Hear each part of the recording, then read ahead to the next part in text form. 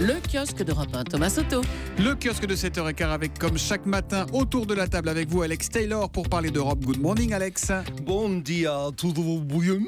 Tudo bom. Ah, c'est du portugais. Pas portugais, mais un peu pété. Vous allez voir pourquoi. Axel de Tarlet qui va nous parler de Patrick Drahi qui va peut-être avoir quelques petits ennuis. Alexandre Cara qui va nous révéler, comme chaque matin, un secret politique. Et Anne Le Gall qui innove. Bonjour, bienvenue à tous. Bonjour Thomas.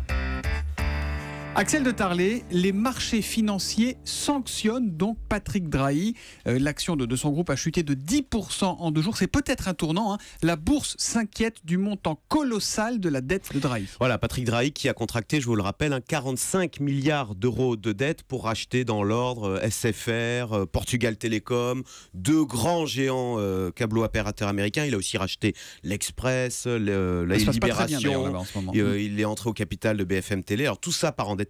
Il faut bien comprendre que ce ne sont pas les banques qui prêtent à Patrick Drahi. Les banques ne font qu'un petit crédit relais très court, mais Patrick Drahi doit ensuite aller sur les marchés financiers pour emprunter. Alors jusqu'à présent, les investisseurs, ils se battaient pour prêter à Patrick Drahi. Et là, la mauvaise surprise, Patrick Drahi est revenu sur les marchés. Il a voulu emprunter 6 milliards 300 millions d'euros. Il ne les a pas obtenus. Il n'a obtenu que 4 milliards 800 millions et à des taux beaucoup plus élevés, à des taux qui vont jusqu'à 10%. Donc vous voyez, la magie s'est grippée. Mais pourquoi les marchés qui prêtaient vraiment les yeux fermés à Patrick Drahi ont-ils subitement pris peur? Qu'est-ce qui a changé? Eh bien, l'ambiance a changé. Les groupes endettés aujourd'hui font peur et l'élément déclencheur de cette peur, ce sont les déboires d'une autre société. Ça n'a rien à voir, c'est une société anglo-suisse dans un secteur totalement différent, dans le secteur des mines. En fait, c'est la société Glencore, qui est le numéro 1 mondial des mines, qui s'écroule littéralement en bourse. Elle a perdu 75% parce que cette société croule sous son endettement et elle ne s'en sort pas. Et donc le point commun, c'est l'endettement entre c'est le l'endettement. Et du coup, vous savez, les marchés sont idiots, ils sont grégaires, ils suivent la mode. Et aujourd'hui, la mode, c'est non à la dette, les groupes endettés font peur. Et du coup, vous voyez, pour Patrick Drahi, la fête est finie. Il ne peut plus emprunter comme il le pouvait. Et il va maintenant devoir... les acquisitions pour lui, c'est terminé. Et maintenant, tout le défi, ça va de montrer la pertinence de l'empire qu'il a créé. Voilà. Ouais, justement, concrètement, Axel, est-ce que ça veut dire que le groupe de Patrick Drahi peut être en danger aujourd'hui ou pas? Il faut encore qu'il finance ses dernières acquisitions. Elles vont être compliquées. Et surtout, il va falloir qu'il montre la pertinence de marier tous ces groupes qui vivaient séparément auparavant. Soyons honnêtes, qui savait autour de cette table dans ce kiosque qu'il y avait des élections dimanche au Portugal? Qui? Non. Voilà, non. Silence éloquent. Et pourtant, ce sont des élections voyez, législatives et personne n'en parle, Alex Taylor. Justement, ce sont des élections un peu passées à la trappe. Petit rappel, c'est le pays qui est dirigé par le centre droit depuis 2011, qui vient de sortir de l'austérité avec une croissance de 1,6% attendue cette année. Mais il y a beaucoup de pauvres. Voilà. Enfin, je ne vous vais pas dire. Il y a un salaire minimum, par exemple, de 505 € et surtout beaucoup de chômage des jeunes, 30%. 500 000 Portugais sur 11 millions ont quitté le pays, beaucoup de jeunes surtout aussi.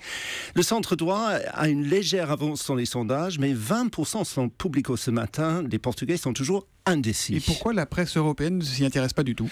Je ne sais pas, mais pourtant, ce n'est pas les angles people ou sexy qui manquent. Par exemple, ils ont le Premier ministre Pedro Passos Coelho, qui est régulièrement tête de hottestheadsofstate.com. C'est un site sur les dirigeants du monde les plus sexy. Alors, je me suis muni de ma loupe, juste pour vous dire que votre président est en 100e position, juste derrière la reine d'Angleterre en 87e et Angela Merkel en 92e. Donc, ni François Hollande, ni la reine d'Angleterre, ni Angela Merkel ne sont sexy pour Alex Taylor. Continuez. Pour le site Hottest Heads of State. D'autres angles aussi intéressants. Le leader du PS, Antonio Costa, pourrait devenir le premier ministre européen de couleur. Son père est indien. C'est déjà un angle pour les journalistes intéressés. Le bloc de gauche, c'est un peu Syriza local, et des personnages hauts en couleur aussi. Mariana Mortágua, son père était braqueur de banque sous la dictature des années 60. Joana Amaral Diaz, qui est psychologue de gauche, qui inonde les magazines en ce moment de photos nues d'elle enceinte. Sans oublier... il y a tout ça, je ne sais pas pourquoi il n'y a pas plus de papier. Sans oublier José Socrates, l'ancien Premier ministre, qui vient de sortir de prison il y a 3 semaines, où il était pour blanchiment d'argent. Et dans l'ombre plane sur la campagne, il y avait une campagne tweet, par exemple, chaque fois qu'on mentionnait son nom dans le duel télévisé, les Portugais devaient boire à cul sec. Donc il y avait beaucoup de Portugais, justement, embriagados pétés.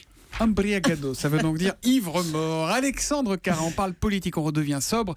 Et vous nous révélez ce matin qu'il y a au moins un domaine dans lequel l'économie française réalise des performances exceptionnelles. Et oui Thomas, jamais la France n'a vendu autant d'armes que cette année, à tel point que si l'on bloque les compteurs maintenant, la France est même devenue le deuxième exportateur mondial, derrière les Américains, mais devant les Russes. À 2 mois de la fin de l'année, le total des ventes d'armes tricolores avoisine déjà les 16-17 milliards d'euros. C'est colossal. Alors, c'est quoi les retombées pour l'économie française ? Eh ben, c'est aussi inédit. Pour la première fois, la France exporte plus de matériel militaire qu'elle n'en achète pour ses propres besoins. Ensuite, ces ventes records génèrent du travail, près de 60 000 emplois au total sur 3 ans, et des emplois dans leur grosse majorité, c'est l'avantage, non délocalisables. Mais est-ce que ces chiffres ne sont pas essentiellement conjoncturels ? Oui, vous avez raison Thomas, mais cette conjoncture pourrait bien durer. Je m'explique. La principale raison de cette envolée des ventes d'armes françaises, vous le savez, c'est le Rafale. Oui.